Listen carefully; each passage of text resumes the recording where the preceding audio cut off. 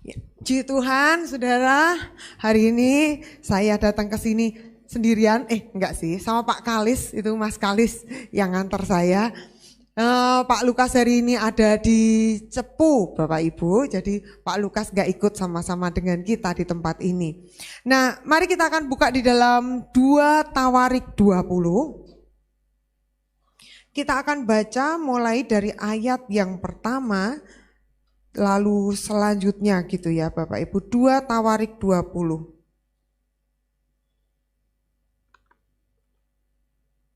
Firman Tuhan berkata, setelah itu Bani Moab dan Bani Amon datang berperang melawan Yosafat bersama-sama sepasukan orang Meunim.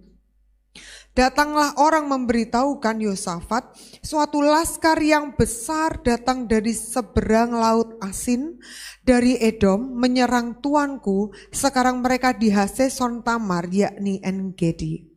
Yosafat menjadi takut lalu mengambil keputusan untuk mencari Tuhan. Ia menyerukan kepada seluruh Yehuda supaya berpuasa. Dan Yehuda berkumpul untuk meminta pertolongan daripada Tuhan. Mereka datang dari semua kota di Yehuda lalu mencari Tuhan. Lalu Yosafat berdiri di tengah-tengah jemaah Yehuda dan Yerusalem di rumah Tuhan di muka pelataran yang baru dan berkata, ya Tuhan Allah nenek moyang kami, bukankah Engkau Allah di dalam surga? Bukankah Engkau memerintahkan atas segenap kerajaan bangsa? Kuasa dan keperkasaan ada di dalam tangan-Mu, sehingga tidak ada orang yang dapat bertahan melawan Engkau. Bukankah Engkau Allah kami yang menghalau penduduk tanah ini dari depan umat-Mu Israel dan memberikannya kepada keturunan Abraham sahabat-Mu untuk selama-lamanya. Lalu mereka mendiami tanah itu dan mendirikan bagimu tempat kudus untuk nama-Mu. Kata mereka, bila suatu malapetaka menimpa kami, yakni pedang, penghukuman, penyakit sampar atau kelaparan, kami akan berdiri di muka rumah ini di hadapan-Mu, karena nama-Mu tinggal di dalam rumah ini, dan kami akan berseru kepadamu di dalam kesesakan kami, sampai Engkau mendengar dan menyelamatkan kami. Sekarang lihatlah, Bani Amon dan Moab dan orang-orang dari pegunungan Seir ini, ketika orang Israel datang dari tanah Mesir, Engkau melarang mereka memasuki negerinya. Oleh sebab itu mereka menjauhinya dan tidak memusnahkannya. 11.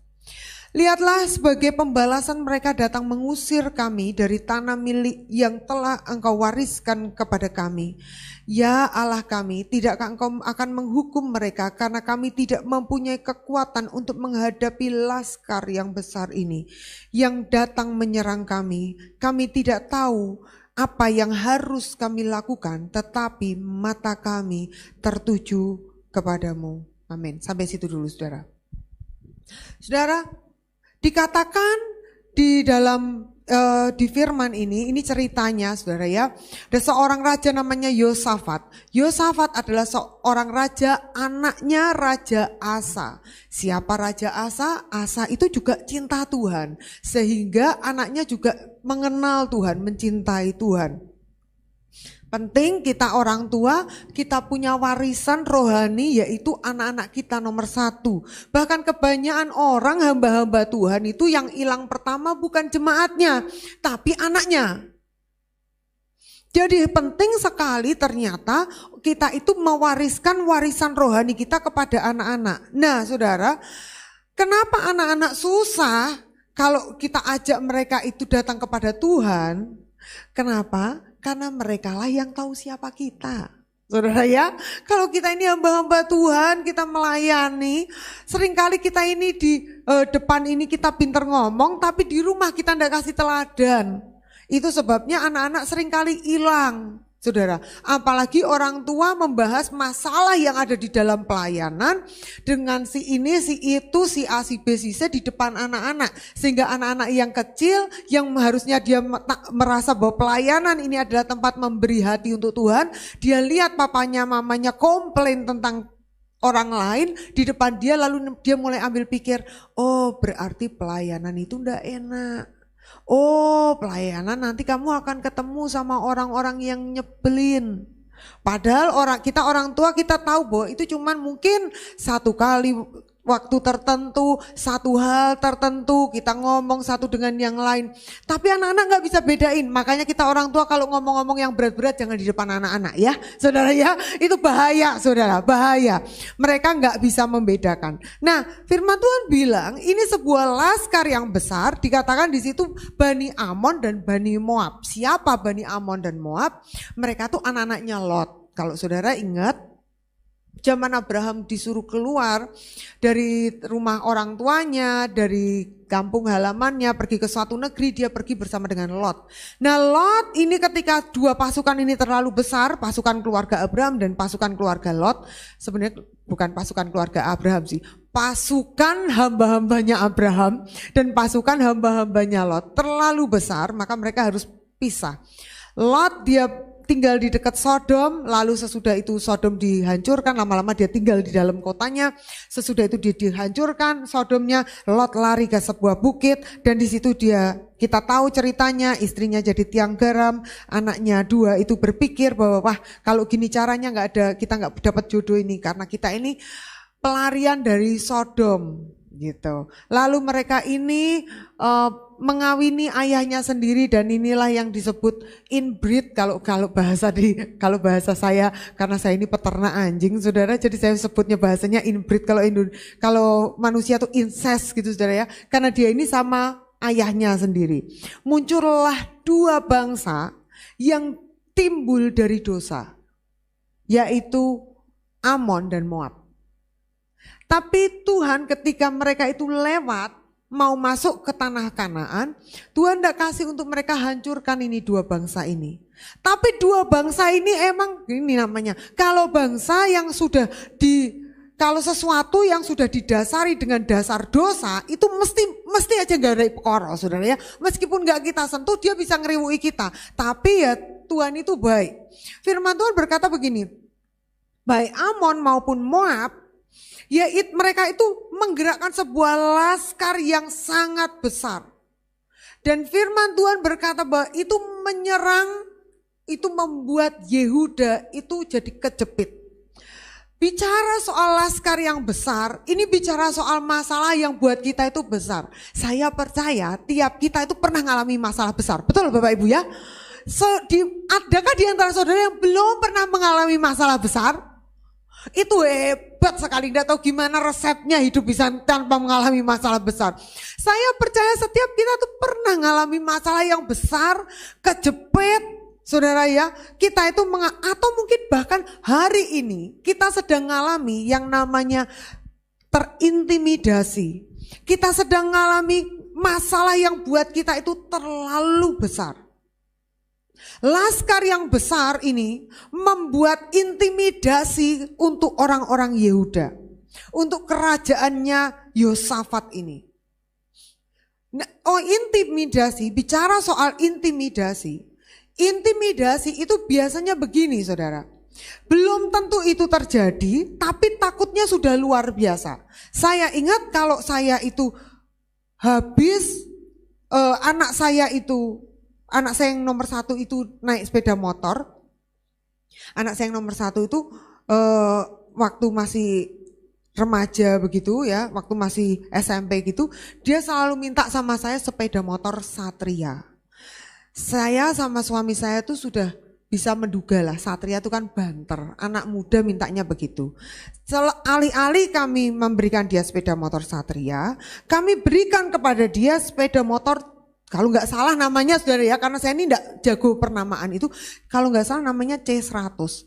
Iya Mas Kalis, sepeda motor yang di hotel yang nggak bisa jalan dulu sekarang. C100 betul namanya. Ya itu C100. Nah C100 itu adalah peninggalan papa saya waktu saya masih bayi. Sudah bisa bayangin nggak sih? Itu sepeda motor yang tua. Nah Nah karena dia begitu tuanya, saya baik sama Pak Lukas, zaman itu kami masih menyukai barang-barang tua. Hari ini kami udah tidak suka barang-barang tua lagi. Saya sudah bilang sama suami saya, cukup ya, kita juga sudah tua-tua, tolong kita tidak memelihara barang yang tambah tua gitu ya. Marilah kita memelihara diri kita sendiri yang udah cukup tua. Nah waktu itu karena kami masih muda saudara, itu yang namanya sepeda motor peninggalan papa saya, itu diperbaiki, habis berjuta-juta supaya bisa dinaiki. Tapi ya gitu saudara. Namanya juga sepeda motor tua. Nek ngerem angel, nek ngegas angel, nek menggok angel. Gitu loh saudara. Tapi saya berpikir ini cocok buat anak saya supaya anak saya tidak ngebut. Supaya anak saya itu punya kira-kira ini nek wis kadung digas ra iso mandek, nek pas kadung mandek ngegasnya swing gitu. Jadi nggak gaya gitu. Betul lah suatu hari ketika kami doa malam tiba-tiba saya dipanggil dan saya lihat anak saya itu patah tangannya. Yo naik C100 itu saudara. Ditabrak apa? Ditabrak sepeda mini. Loh, saking apa? Kecepatannya podo. Loh saudara ya. Itu tuh saya tuh merasa jengkel banget. Ini sudah seselamat-selamatnya loh sepeda motor. Loh kok yang tangan ini saya sepoklek. Gitu. Saya tuh diberitahu tangan anak saya tuh patah ya.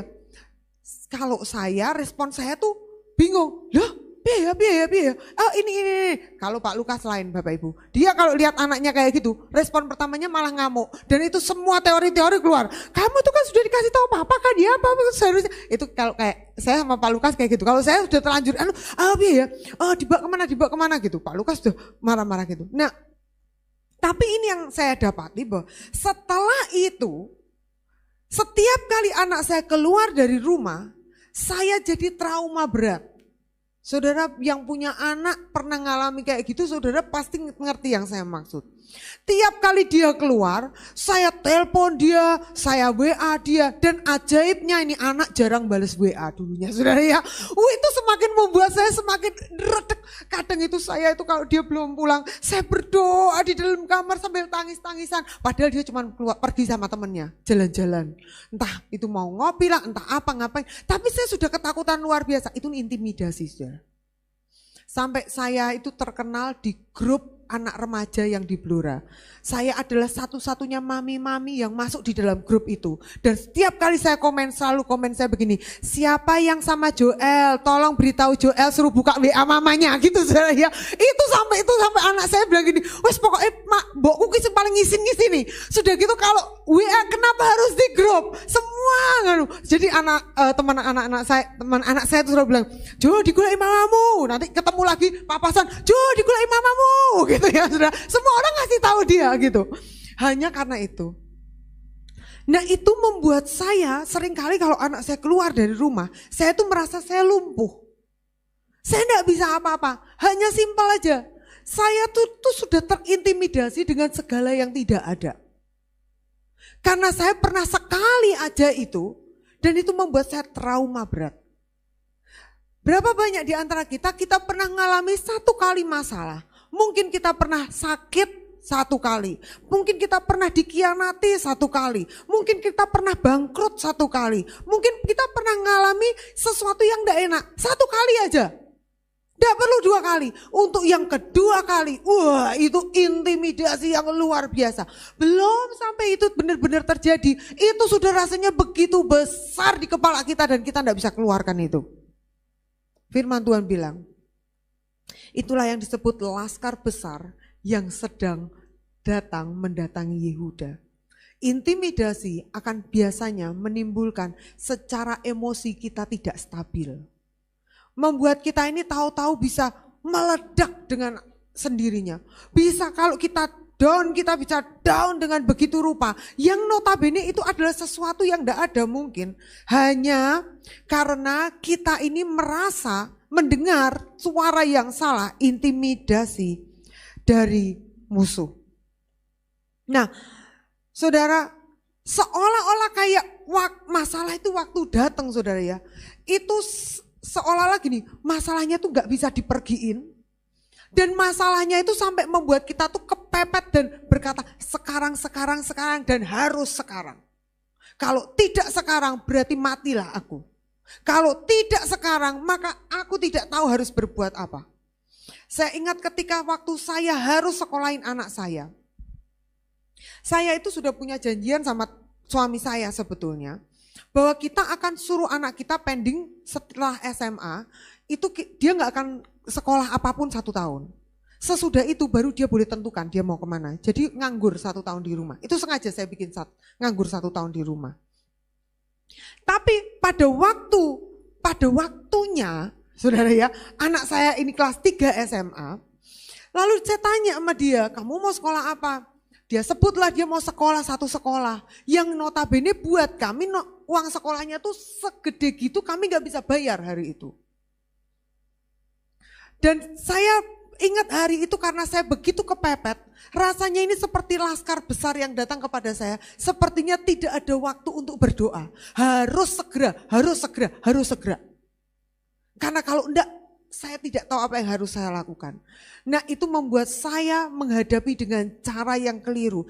Intimidasi kalau kita dengar, maka membuat kita ini selalu akan justru pergi dari masalah intinya. Membuat kita itu justru tidak akan pernah memenangkan apa yang terjadi. Nah,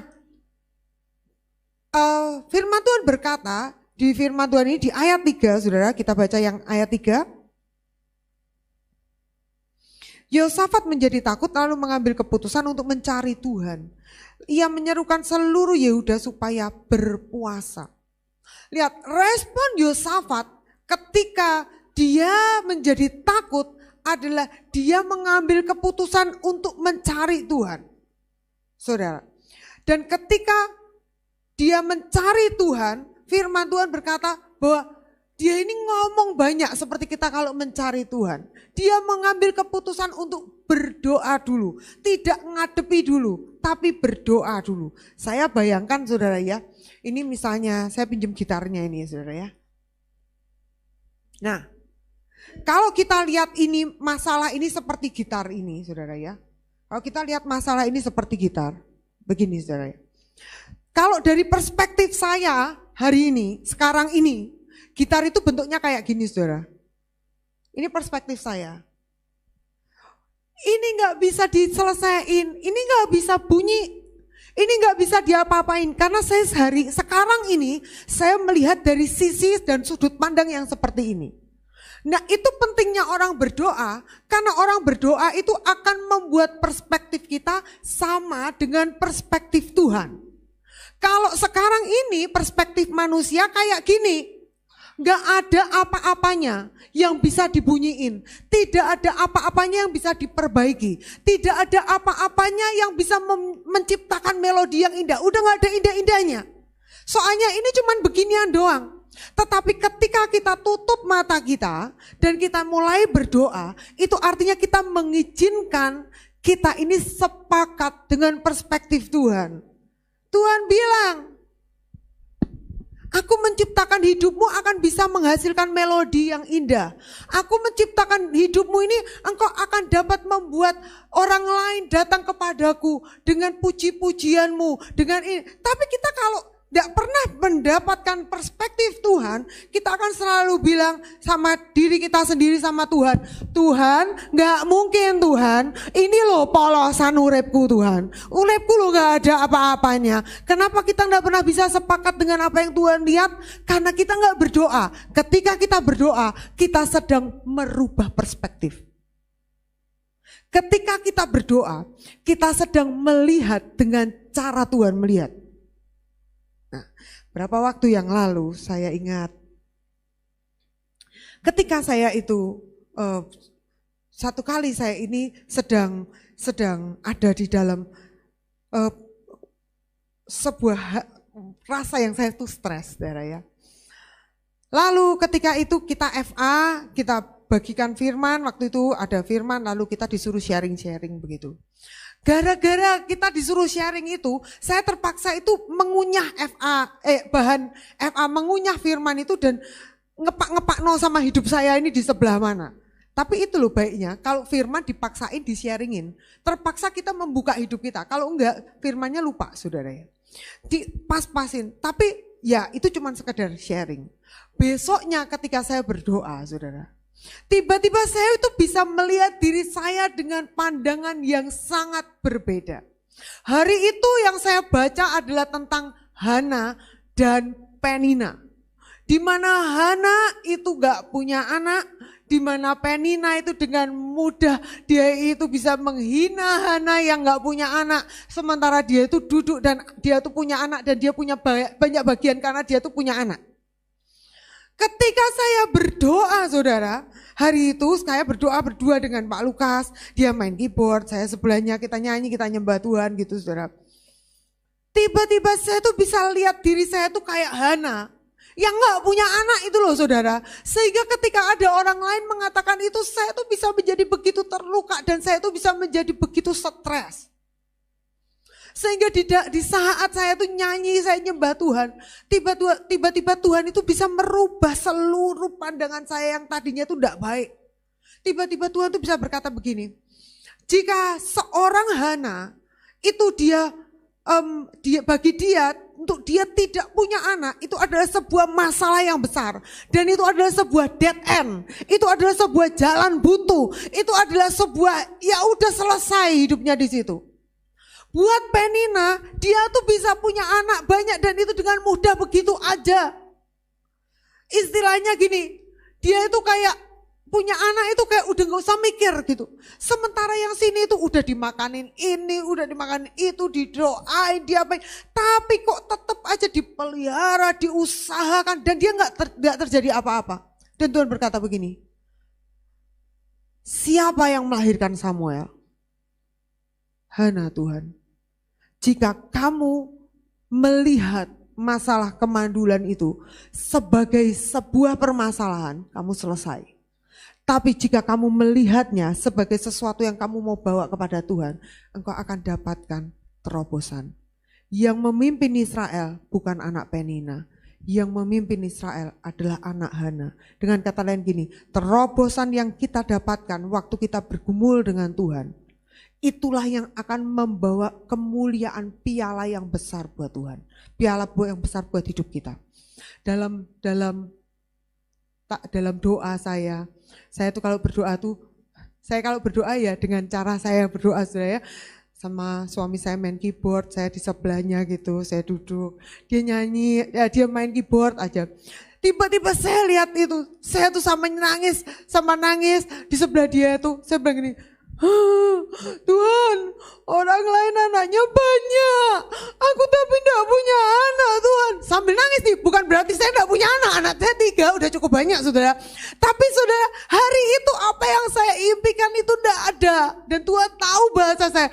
Suami saya setelah selesai berdoa, nangisin ngono, dia bilang gitu ya. Tapi ya itu, tapi saya tahu Tuhan tahu yang tak maksud. Gitu, Tuhan berkata, jika engkau merubah pergumulanmu, datang kepada Tuhan, engkau bisa membuatnya sebagai sebuah terobosan.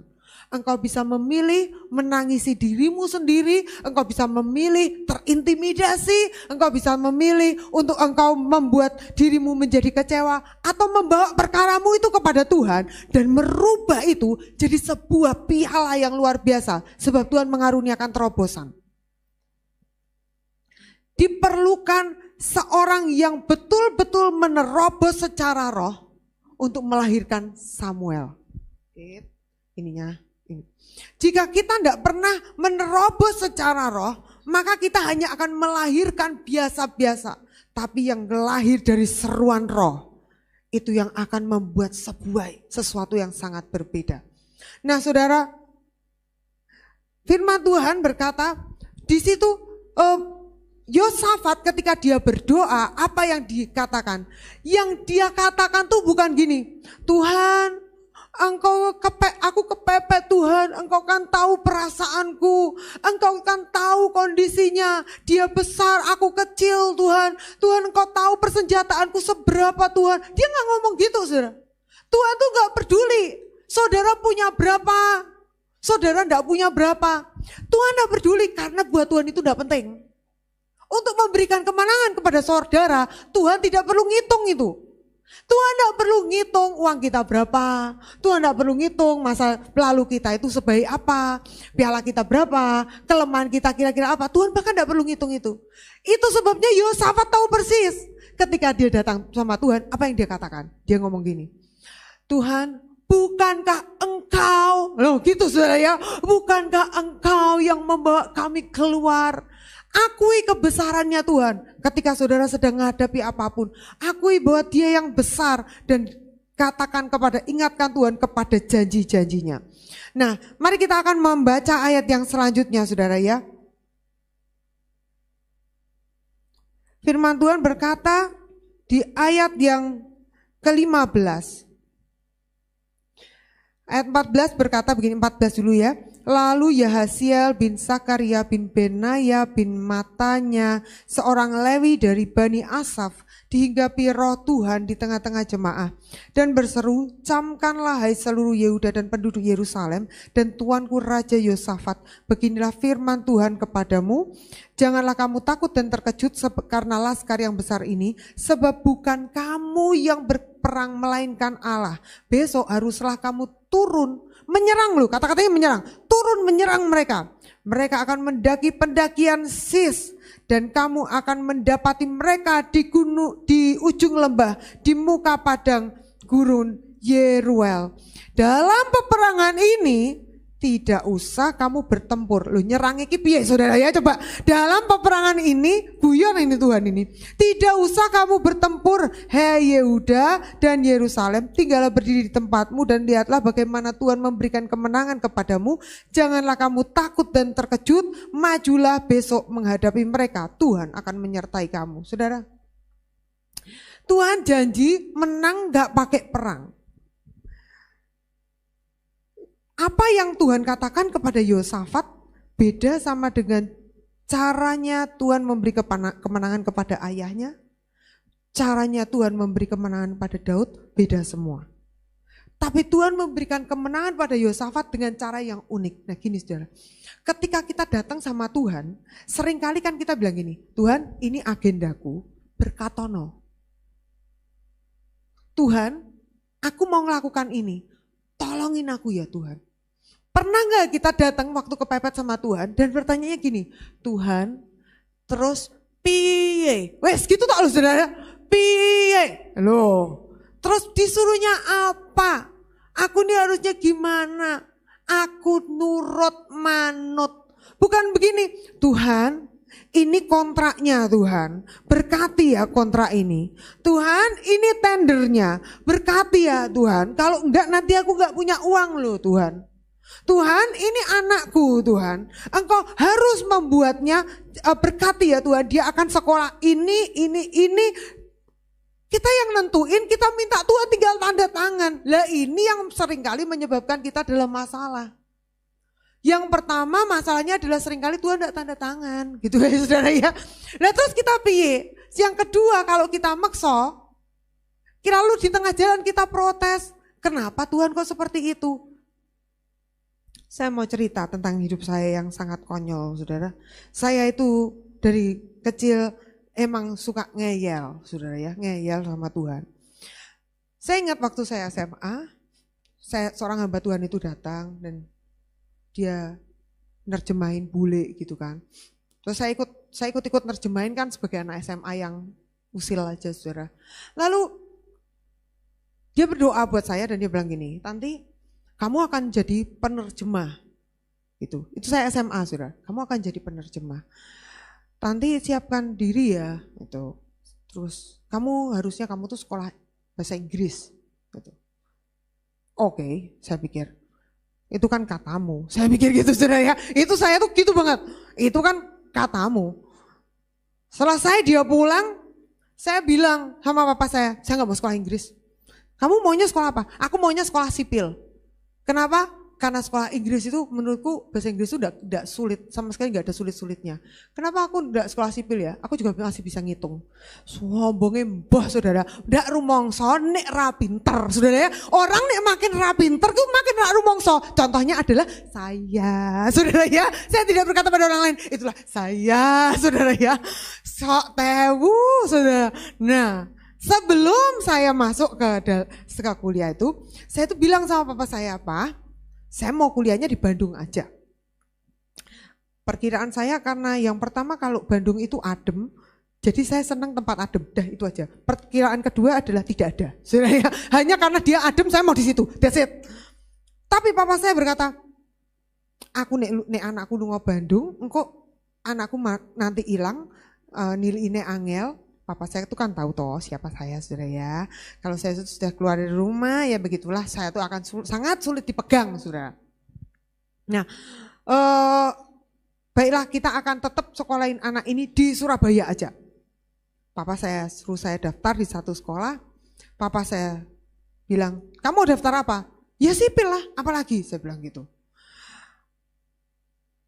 Mama saya bilang, Tuhan bilang kamu suruh sekolah Inggris. Ngapain sekolah Inggris mah? Inggris itu kan ini gampang lah, itu kan pakai les aja udah bisa, nggak usah gini gitu. Tapi Tuhan suruh loh.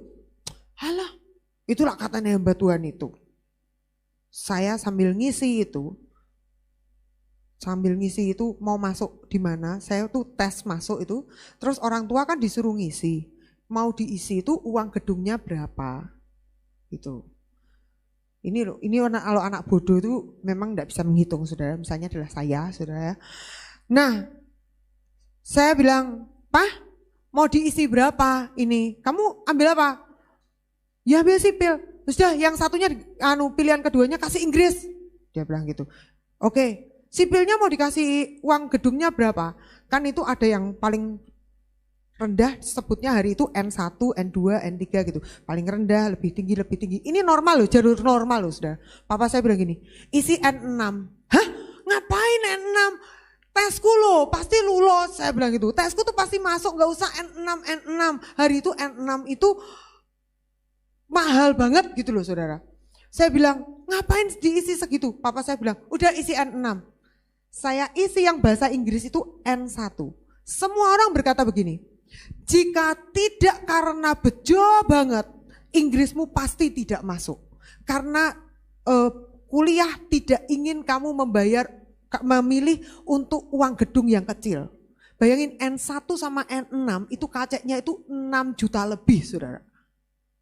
Dia berkata, itu pasti gak masuk. Saudara, ketika saya masukin itu, N1 saya, sipil saya keterima, ya jelas keterima, wong N6, orang-orang wong sing bayar N6, saudara, jawabannya aku tok, saudara ya. Dan Inggris saya tuh keterima. Dan saya bilang gini sama Tuhan, Tuhan tahu ini pasti gak mungkin masuk Inggrisku. Tapi kalau sampai masuk, aku akan nuruti engkau. Tak masuki Inggris, ketika itu keterima. Saudara tahu? Ini yang sok tewu itu ya kayak gini, saudara ya. Saya tetap aja ngeyel, saya tetap masuk sipil. Dan di tengah jalan saya ngalami masalah yang besar dan saya tidak bisa selesaiin sekolah saya itu. Kenapa? Karena saya tidak nurut. Saya tidak sepakat sama rencana Tuhan. Saya tuh maksa Tuhan harus tanda tangan. Pokoknya harus di sini Tuhan, harus di sini Tuhan. Dan ketika saya sudah ada di dalam masalah besar di sekolah saya, seorang hamba Tuhan telepon saya, saudara. Itu saya bersyukur kalau saya ada beberapa hamba Tuhan tuh zaman itu tuh suka telepon saya. Halo, Tanti ya? Gitu. Saya di rumah saya di Surabaya sendirian. Saudara. Halo, Tanti ya? Iya. Aku mau ngomong sama kamu. Tuhan bilang, sekolahmu masalah ya. Sudah, Tuhan bilang sekarang, serahkan dirimu pada Tuhan. Maksudnya Tante, pergi sekolah Alkitab. Saudara tahu gak? Sekolah Alkitab itu bagi saya itu kalau masuk ke sekolah Alkitab hari itu tuh paling malu muka saya, saudara ya. Karena saya selalu bilang gitu, wong ki nek ra iso sekolah nanti sekolah Alkitab. Wong nek ra lulus nek bodoh di sekolahan nanti sekolah Alkitab. Lah itulah saya, saudara. Ya akhirnya saudara, saya bilang sama Tuhan biar. Tuhan, seorang hamba Tuhan, lain lagi dia berkata, datang saudara, ketika dia diundang di Blora lagi khotbah, dia bilang ini, ada 2 orang yang bodoh. Dia bilang, orang bodoh yang pertama itu sudah tahu itu bukan jalannya, tapi dia lakukan, dia tetap ambil jalan itu. Saya tahu sih maksud dia saya itu saudara ya. Tapi ada orang yang lebih bodoh lagi. Sudah tahu itu salah, dia masih tetap ngeyel di situ. Dia nggak mau dibenerin, dia bilang gitu. Itu saya juga saudara ya. Lah ini kok semua kriteria aku masuk. Dan jadi dengan terpaksa lah saudara, saya itu menyerahkan kepada Tuhan. Dan saya tuh bisa melihat loh saudara ya, bahwa ternyata tuh tidak seperti yang saya pikir. Rencana Tuhan itu kalau tidak kita ikuti, kita tuh hanya akan memperlambat semuanya dan kita hanya akan buang-buang waktu, buang-buang tenaga, buang-buang berkat, buang-buang semuanya. Belajarlah saudara, kalau kita kepepet, jangan tanya sama Tuhan, jangan minta sama Tuhan gini, Tuhan setujui Tuhan, berkatono Tuhan, harus berkati. Wes sekarang ini saya buka kafe, harus diberkati, harus diberkati. Kalau enggak rencana Tuhan ya enggak bisa. Tanya Tuhan, terus aku mbok suruh piye? Gitu. Tuhan, aku harus apa ini Tuhan? Ini udah mentok Tuhan, udah ndak bisa Tuhan. Kalau ndak Tuhan aku ndak bisa, tapi aku ndak mau bergerak kalau Tuhan ndak bilang. Izinkan Tuhan itu memimpin kita terlebih dulu. Tanya kepada Tuhan apa yang harus kita lakukan.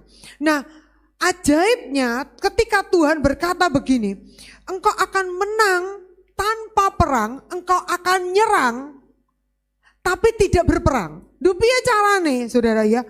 Yosafat ini cuman bodoh percaya. Piye caranya? Seringkali yang kita percaya itu kan di luar dari apa yang kita apa yang dapat kita pikirkan.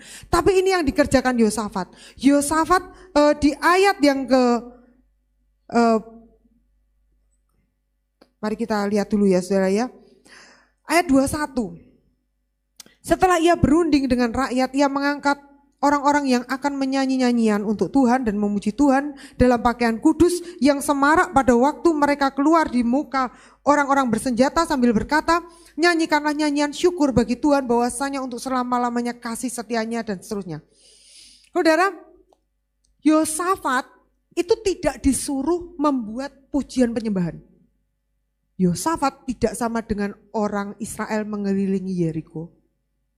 Yosafat cuma terima firman tok, kamu akan menang tanpa perang. Dia tidak disuruh nyanyiin pujian. Tapi Yosafat tahu bahwa dia harus lakukan sesuatu. Dia naikkan pujian di situ.